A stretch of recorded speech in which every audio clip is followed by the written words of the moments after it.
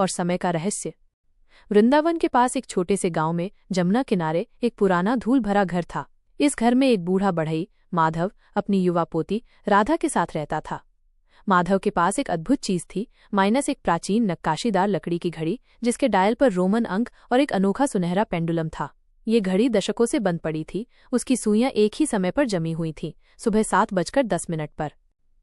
राधा इस घड़ी को देखकर अक्सर सोचती थी कि क्या कभी ये फिर से चलेगी।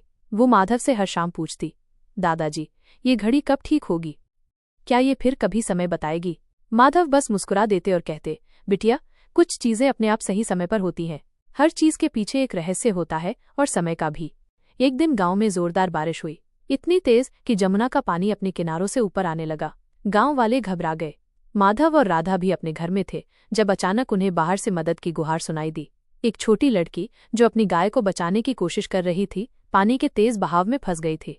माधव की उम्र ज्यादा थी, लेकिन उनका दिल अभी भी जवान था। वो तुरंत बाहर जाने लगे, लेकिन राधा ने उन्हें रोक दिया। दादाजी, आप मत जाइए, पानी बहुत तेज है। माधव ने राधा की आंखों में देखा। राधा, जब किसी को मदद की जरूरत हो तो हमें सोचना नहीं चाहिए। शायद यही सही समय है।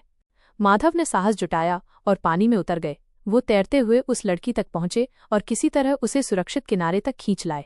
गांव वालों ने राहत की सांस ली। जब माधव और राधा घर लौटे तो वे पूरी तरह भीगे हुए थे। माधव थककर अपनी पुरानी कुर्सी पर बैठ गए। राधा ने उन्हें गर्म चाय बनाकर दी। जैसे ही माधव ने चाय का पहला घूंट लिया, उन्हें एक हल्की सी टिकटॉक की आवाज सुनाई दी। उन्होंने चौंक कर ऊपर देखा। पुरानी घड़ी जो दशकों से बंद थी, चल रही थी। उसका सुनहरा पेंडुलम धीरे धीरे झूल रहा था और सुइयां आगे बढ़ रही थीं। राधा की आंखें चमक उठीं। दादाजी, घड़ी चल पड़ी। ये कैसे हुआ? माधव ने मुस्कुराते हुए घड़ी को देखा। देखो बिटिया, मैंने कहा था न, कुछ चीजें अपने आप सही समय पर होती हैं। जब हम निस्वार्थ भाव से दूसरों की मदद करते हैं तो समय भी हमारे साथ खड़ा हो जाता है। ये घड़ी हमें यही सिखाती है कि जीवन में सबसे महत्वपूर्ण समय वो होता है जब हम किसी के काम आते हैं, जब हम किसी के लिए समय निकालते हैं। उस दिन के बाद वो पुरानी घड़ी फिर कभी नहीं रुकी। वो न केवल समय बताती थी, बल्कि माधव और राधा को ये भी याद दिलाती थी कि सच्चा समय वास्तव में दूसरों के लिए किया गया हर एक नेक काम है।